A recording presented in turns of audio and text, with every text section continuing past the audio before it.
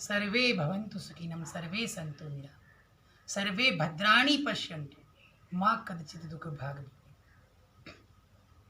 अगर आज की प्रस्तावना में देखा जाए तो हमें समय की ये मांग है कि हम ये प्रार्थना करें कि पूरा विश्व सुख हो, समृद्धि हो और अपने स्वास्थ्य के प्रति सचेत हो। प्राकृतिक चिकित्सा के माध्यम से हम आपको आज के जो उत्तम विचार के बारे में बताएंगे कि कोविड-19 कोरोना के आ जाने भर से ही हमें अपना धैर्य, अपना साहस, अपनी सूझबूझ खोनी नहीं चाहिए। ये उन लोगों के लिए विशेष है जिनको इस बात की बहुत ज़्यादा ही चिंता है कि क्या होगा, कैसे होगा, किस तरह से होगा। मैं प्राकृतिक चिकित्सा के माध्यम से कुछ औषधियों को लेकर आया हूँ।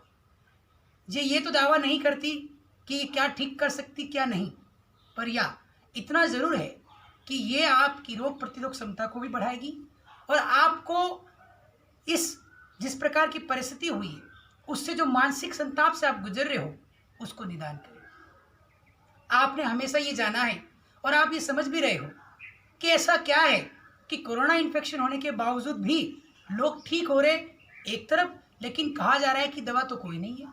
तो दवा क्या है? दवा हमारा शरीर है, दवा हमारी रोग प्रतिरोधक क्षमता है, दवा हमारी इम्यूनिटी है।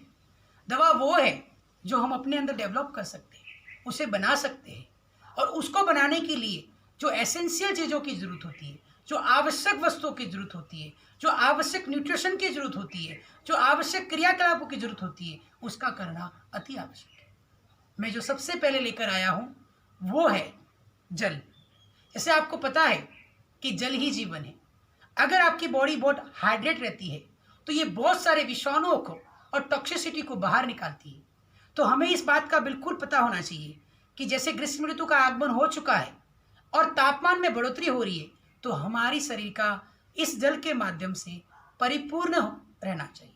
हम ऐसे फलों का सेवन करें जिसमें पानी की अधिकता हो, जिसमें तरबूज है, पपाया है, जिसमें खरबूज है, जिसमें रसाहार वाले संतरा है, मौसम्बी है। ऐसे फलों का सेवन करें। साथ ही हम मट्ठा भी ले सकते हैं। लेकिन एक बात ध्यान रखने की यहाँ पे बहुत ज़रूरत है कि हमें किसी भी परिस्थिति में पूरे दिन में अपने आप को हाइड्रेट यानी आपको जल अधिक रखने की ज़रूरत है। तो जल की बड़ा महत्व है। लेकिन अगर जो सबसे बड़ी बात की जाए तो वो आपके घर में मिलने वाले किचन में जो मसाले हैं उसका किस प्रकार प्रयोग करना है उसके बारे में ध्यान देना जरूरी है। सबसे पहले जो मसाला आता है जिसका आप सभी को पता है वो है हल्दी।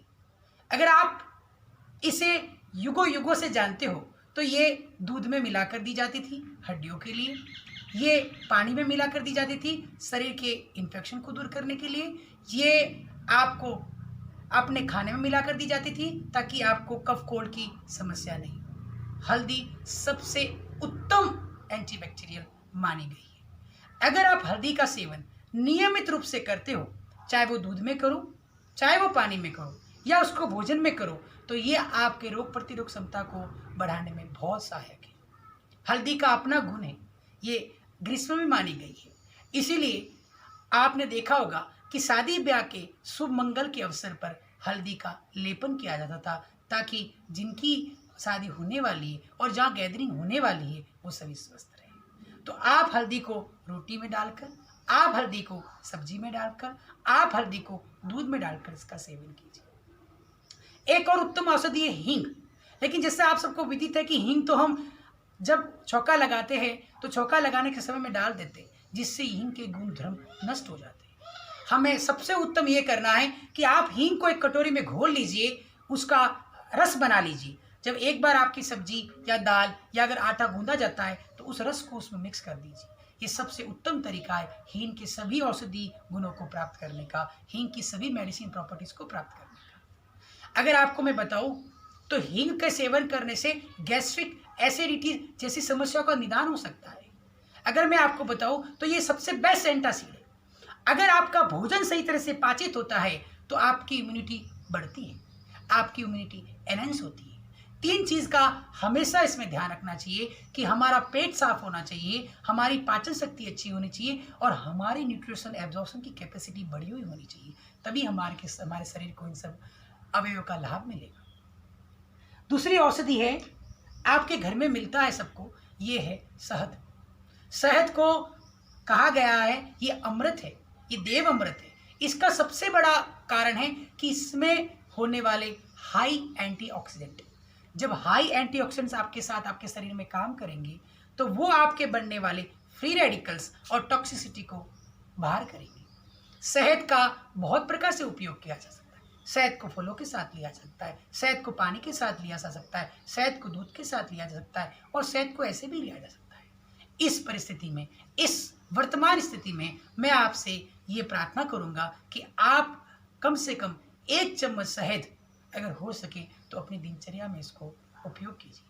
डायबिटीज़ वाले विशेषकर ध्यान दें कि शहद कोई नुकसानदायक नहीं है। अगर आप इसकी उचित मात्रा उचित समय पर लेते हैं तो ये आपके लिए स्वास्थ्य लाभदायक है। तीसरी औषधि आती है कि आपके घर में होने वाला जीरा और अजवाइन। जीरा अजवाइन भी अपने आप में बहुत बड़ी औषधि गुण को लिए हुए। ये दोनों एंटासिड है, ये गैस और वायु विकार को कम करते हैं। इससे हमारे शरीर में होने वाले प्राकृतिक भोजन जो होते हैं उसके अवयव को अवशोषण करने की क्षमता बढ़ जाती है। अगर आप कुछ खा भी रहे हो तो आपको ये पता होना चाहिए कि वो आपके शरीर को परिपूर्ण तरीके से मिले। इस प्रकार आप जीरा और अजवाइन का सेवन भी नियमित रूप से कीजिए। आप उसको 100 ग्राम जीरा, 100 ग्राम अजवाइन, 100 ग्राम सौंफ, तीनों को आप भूनकर पाउडर बना लीजिए। उसमें 5 ग्राम हींग मिला लीजिए और 5 ग्राम काला नमक मिला लीजिए। इस पाउडर को 1 चम्मच सुबह खाली पेट, 1 चम्मच रात को खाना खाने के 1 घंटे बाद अगर आप लेते हो तो इससे आपकी पाचन शक्ति, आपकी जो कॉन्स्टिपेशन की समस्या है और आपकी एब्जॉर्प्शन की जो शक्ति है उसमें निदान होता है। अब मैं आपको जो बताना चाहूँगा वो सबसे उत्तम तरीका है कि आप किसी भी इन्फेक्शन को अपने पास आने ही मत दीजिए। उसका सबसे बड़ा साधन है शौच, मतलब अपने आप को स्वच्छ रखिए। आप अपने हाथों को बार बार धोइए। आप अपने मुख को अपने हाथों से टच मत कीजिए। उसके साथ साथ आप इस बात का ध्यान रखिए कि आपका जहाँ पे आप भोजन करते हो वहाँ पर स्वच्छता जरूर होनी चाहिए। आप भोजन करते समय उससे पहले भी अपने हाथों को अच्छे से धोइए। किसी भी क्रियाकलाप को करने जिसमें आपको अपने मुंह की तरफ अपने हाथों को लेके जाना है उससे पहले स्वच्छता का ध्यान रखना जरूरी है। तो स्वच्छता की जब बात आती है तो हमें ऐसा प्रयत्न करना चाहिए कि कोई इन्फेक्शन हमारी तरफ आए नहीं। इन्फेक्शन का सबसे बड़ा रास्ता कौन सा है? आपका नोज, आपका नासिकाग्र, आपका रेस्पिरेशन।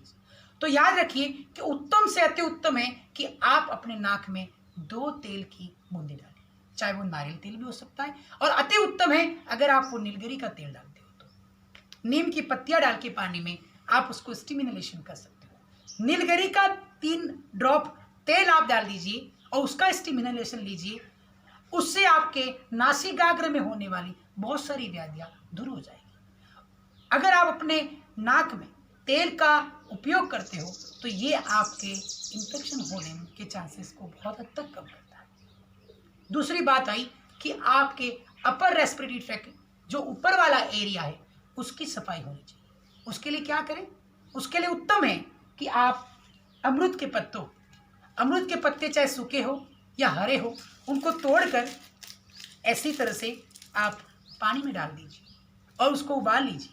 उसमें आधा चम्मच मेथी पाउडर और आधी चम्मच चाय पत्ती डाल दीजिए। उसके बाद में उसको उबालकर थोड़ा गुनगुना हो जाए तब उसे अपने मुख में डालकर गरारे कीजिए। ऐसे 3 बार प्रक्रिया करनी चाहिए। 3 बार गरारे करने के बाद में 1 चम्मच नारियल का तेल डालिए 1 ही गिलास उसी बनाए हुए पानी में और फिर 1 बार और गरारे कीजिए। उसके बाद में दंत शोधन, मतलब चाहो तो आप अपनी उंगली से या किसी से अपने मुख की सफाई कर लीजिए और ये आपके लिए बहुत लाभदायक रहेगा। तो मैंने जैसे बताया कि आप अपने शरीर के अंदर रोगों को प्रवेश ही नहीं होने देंगे तो आपकी इम्यूनिटी के ऊपर भी जोर नहीं पड़ेगा। तो मैंने आपको बताया कि जल की अधिकता से आप अपने रोगों को बाहर निकाल सकते हैं। डाइजेशन, कॉन्स्टिपेशन को रिमूव करके आप अवशोषण की प्रक्रिया को बढ़ा सकते हैं। शरीर को इस समय न्यूट्रिशन की जरूरत होती है तो उसको आप दे सकते हो। जैसे ऋतु परिवर्तन होता है तो भोजन के अंदर आप बदलाव ला सकते हो।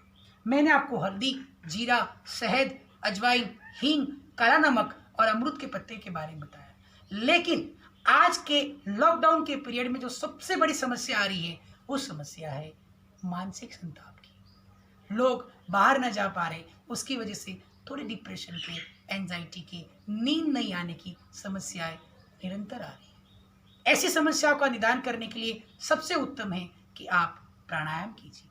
अपनी श्वासों को दीर्घ लीजिए और दीर्घ छोड़िए। इस प्रकार 15 मिनट बैठ के, कोई आपको प्रक्रिया करने की जरूरत नहीं है, 15 मिनट बैठ के शांति से अपनी श्वासों पे अपना ध्यान केंद्रित कीजिए।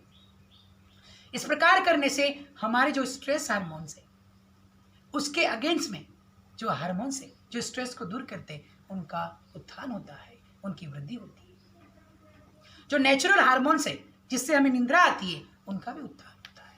तो आपको आपका प्राणायाम करना जरूरी है। तस्मिन् सति श्वास गति विच्छेद इति प्राणायाम। अगर आप श्वासों के रिदम को अपने कंट्रोल में रखते हो तो यही प्राणायाम है, इसका आप जरूर उपयोग कीजिए। दूसरी सबसे बड़ी बात है कि जो मेलेटोनिन है जिसका सिक्रेशन होना चाहिए, उसका सिक्रेशन इस परिस्थिति में नहीं हो पा रहा है, तो आप हमेशा अपने भ्रकटी के मध्य में चंदन का लेप कीजिए, जो आपके हार्मोन को बढ़ाएगा। एक प्रक्रिया में आपको और बताऊंगा कि अगर आप 4 पिस्ता रात को सोने से पहले खाते हो तो वो आपकी निंद्रा लाने में लाभदायक है। आप अपनी नींद के 1 घंटे से पहले 4 पिस्ता खा लीजिए, वो आपको अति उत्तम लाभदायक देगा। साथ ही एक गर्म पानी की बाल्टी लीजिए, जिसमें गर्म पानी डालिए और अपने दोनों पैरों को उसमें डालकर कम से कम 15 मिनट तक बैठ जाइए, वो भी आपके लिए लाभदायक है। तो पिस्ते का सेवन, चंदन का टीका, प्राणायाम और उस प्रकार की प्रक्रिया जिसको हॉट फुट इमर्शन कहते हैं, उस छोटी सी प्रक्रिया का आप पालन करेंगे तो आप स्वस्थ भी रहेंगे। अगर आपकी नींद अच्छी है तो आप ऑफकोर्स आपकी इम्यूनिटी बढ़ेगी। अगर आपका आहार अच्छा है तो ऑफकोर्स आपकी इम्यूनिटी बढ़ेगी। अगर आपका विचार अच्छे हैं तो ऑफकोर्स आपकी इम्यूनिटी बढ़ेगी। मैं एक बात का और यहाँ पर आपको संदर्भ देना चाहूँगा। ये जो मेरे हाथ में पादप है, ये पादप एंजाइटी, डिप्रेशन, साइकोसिस, न्यूरोसिस जैसी समस्याओं का निदान करता है। ये पादप प्रकृति की देन है। जैसे आपने देखा भी है कि रामायण में कहा गया है कि किसी भी औषधि का सेवन करने से पहले उनसे श्रद्धापूर्वक उन पर विश्वास रखना जरूरी है। तो किसी भी औषधि का प्रयोग और लाभ तभी है जब आपको उस पर विश्वास है। आज की कोविड-19 की समस्या में भी यही देखा जा रहा है। जिनकी इम्यूनिटी अच्छी है, जिनकी पॉजिटिव अच्छी है और जिनको दवाइयाँ अच्छे से रेस्पॉन्ड करी, वो जल्दी से स्वस्थ हो रहे हैं। ये पादप अश्वगंधा का पादप है। अगर इसका पत्ता एक नियमित तोड़कर खा लिया जाए तो ये बहुत प्रकार की साइकोलॉजिकल प्रॉब्लम को निदान करता है। इसके साथ साथ ये आपकी निंद्रा में वृद्धि करता है। अश्वगंधा का सबसे बड़ा उपयोग है कि आपके मेटाबॉलिज्म को इम्प्रूव करता है, ये आपकी इम्यूनिटी को एनहेंस करता है। इसीलिए आप इस पत्तों का भी सेवन कर सकते हो। और अगर ये कुछ भी नहीं है तो भी आपको घबराने की आवश्यकता नहीं है। आप अपने घर में एल्कलाइन भोजन का सेवन कीजिए। एल्कलाइन का मतलब क्या है? ये क्षारीय भोजन होते हैं। क्षारीय भोजन का मतलब क्या है कि वो भोजन जिसमें मसाले कम हो, जिसमें तेल कम हो, जिनको ज़्यादा कम कुक किया गया हो। अगर हो सके तो अब आप घर में हो तो अपने पूरी दिनचर्या में एक समय सिर्फ कच्चा आहार लीजिए, जिसमें फ्रूट्स है, जिसमें वेजिटेबल्स है, जिसमें बहुत सारी तरकारियां हैं। आप ऐसा खाइए जिसको पकाने की आवश्यकता नहीं हो, जिसमें नट्स भी है, आप उनको भी खा सकते हो। लेकिन इसके साथ साथ आप ध्यान दीजिए कि घर में रहने का मतलब ये नहीं है कि आप विभिन्न प्रकार के व्यंजन खाएं जिसके आपके शरीर के अंदर टॉक्सिसिटी बढ़े, आपकी रोगों का उसके ऊपर आक्रमण हो जाए। जैसे घर में रहने से आप तेल, अब ज़्यादा समय आप घर में हैं तो तले भुने और खट्टे, तीखे ऐसे भोजन को दूर कीजिए, क्योंकि भगवत गीता में कहा गया है कि जो मनुष्य सात्विक रूप से भोजन करता है वो रोगों से हमेशा दूर रहता है। ये आपके लिए बहुत अच्छा एक अवसर है कि आप अपने शरीर को स्वस्थ कर सको, सफाई कर सको। इसीलिए अपने घर में भोजन को चेंज कर दीजिए, उसको परिवर्तन कर दीजिए। आप ज़्यादा से ज़्यादा मात्रा में ऐसे पदार्थों का सेवन कीजिए जो बहुत रूप से प्राकृतिक है, जैसे दलिया, जिसको सिर्फ डाला, उबाल लिया, खा लिया, खिचड़ी, इस प्रकार के भोजन से जो आप रोटी भी खा सकते हो, उसमें कोई समस्या नहीं है। लेकिन ज़्यादा मॉडिफाई करने की जरूरत नहीं है। जितना आप भोजन को ज़्यादा मॉडिफाई करोगे उतनी आप में टॉक्सिसिटी बढ़ेगी। जैसे आपने एक ब्रेड लाई, वो पहले से पकी हुई थी, वो पहले से बनाई हुई, फिर आपने उसका ब्रेड पकौड़ा बनाया, सैंडविच बनाया, वो दूसरी बार पकाया, फिर आपने उसको ब्रेड पकौड़ा बनाया, उसको तीसरी बार पकाया, और जब वो पेट में जाता है तो पेट के अंदर एसिड है, वो भी उसे पकाता है। सभी प्राकृतिक जो न्यूट्रिशन अवयव है उनका ह्रास हो जाता है, उनका विनाश हो जाता है और आपके शरीर को सिर्फ टॉक्सिसिटी के अलावा कुछ नहीं मिलता। इसीलिए मैं आज के संदर्भ में आपको कहना चाहूँगा कि आप भोजन पे अपना ध्यान रखिए, भोजन पे अपना विशेष ध्यान रखिए और कंट्रोल भी रखिए। उतना ही खाइए जितना शरीर को काम करने की ज़रूरत है। ज़्यादा से ज़्यादा मात्रा में आप सबसे पहले सूप पीजिए, फिर आप सब्जी खाइए, फिर आप दाल खाइए, फिर आप सूप लीजिए और इसके उपरांत आप एक चपाती या थोड़ी राइस लीजिए। अपने आप को फिट रखने के लिए प्राणायाम के साथ साथ थोड़ी एक्सरसाइज भी कीजिए। इस प्रकार के अगर आप अपने दिनचर्या में आप अगर उनको ऐड करते हो या उनको समाहित करते हो तो आप सबसे बड़े लाभदायक और स्वस्थ रह सकते हैं। अब इसमें सबसे अंतिम मेरी जो बात है वो ये है कि चिंता और चिंतन में फ़र्क है। इस परिस्थितियों को लेकर चिंता मत कीजिए, चिंतन कीजिए कि इससे कैसे बाहर आया जा सकता है, इससे कैसे रोका जा सकता है, इससे कैसे रुका जा सकता है, इससे कैसे दूर हुआ जा सकता है। चिंतन की आवश्यकता है, चिंता की आवश्यकता नहीं है। मेरे 5 पी को आपको ध्यान रखना पड़ेगा। सबसे पहला पी है पॉजिटिविटी। अपने शरीर के अंदर पॉजिटिविटी लाइए, उससे समस्या का निदान हो सकता है। दूसरा है प्रिकॉशंस। ऐसी चीज़ों से हमेशा दूर रहिए जिससे आपको समस्या होने वाली हो। आप बाहर मत जाइए, आप बाहर की वस्तु का सेवन मत कीजिए। अपने हाथों की सफाई का ध्यान रखिए, अपने मास्क को हमेशा पहन के रखिए। प्रिवेंशन, आप ऐसे ऐसे हर्ब्स का यूज़ कीजिए, घर के मसालों को हर्ब्स कीजिए, एल्कलाइन डाइट खाइए, आप उससे स्वस्थ रह सकते हो। और तीसरा है कि आप पेशेंस रखिए, धैर्य रखिए। ये चौथा स्तंभ जो है धैर्य का, वो सबसे उत्तम स्तंभ है। अगर आप में पॉजिटिविटी है, आपने प्रिकॉशन रखा, आपने प्रिवेंशन रखा, तो पेशेंस यानी धैर्य भी रखना जरूरी है। और धैर्य के बिना कुछ नहीं। कहा गया है रामायण में, साहस, धैर्य, मित्र और नारी आपत्काले परकै चारी। इसलिए आपकी साहस और धैर्य और आपके दोस्त और आपके धर्म पत्नी की यही परीक्षा है कि इस आपातकाल में आप कैसा सामंजस्य बनाए रखते हो आपके शरीर के साथ। और जो अंतिम है वो है प्रेयर। प्रभु से प्रार्थना कीजिए कि हे प्रभु, सर्वे भवन्तु सुखिनः, सर्वे सन्तु निरामया, सर्वे भद्राणि पश्यन्तु मा कदाचित् दुःख भाग् भवेत्।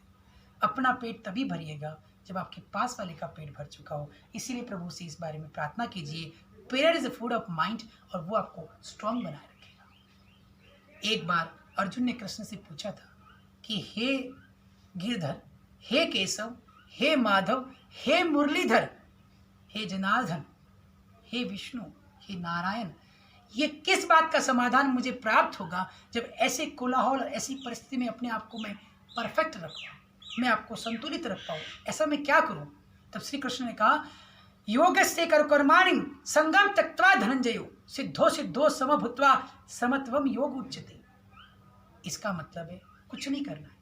Bring balance in your life, balance in eating, balance in sleeping, balance in talking, balance in walking, balance in dreaming, सब में बैलेंस ला दीजिए, आप स्वस्थ हो जाएंगे। इसी के साथ में आज की चर्चा को विराम दिया जाएगा और मैं आपको ये आभास के साथ साथ आपको ये एक और अवसर प्रदान करूंगा कि आने वाले सेशन में मैं और ऐसी औषधियों को लेकर आऊँगा जो आपको अपने आसपास बहुत सुलभ तरीके से, आसानी से, इजीली आप उसको ले सकते और उससे आप अपनी बीमारियों की क्षमता को दूर कर सकते हो। Diabetes, hypertension, cholesterol, liver disease, kidney disease, psychological disease, lungs की डिसीज़, फेफड़ों की, मेंस्ट्रुअल डिसीज़, इतनी सारी जो समस्या है उन सबका निदान हो सकता है।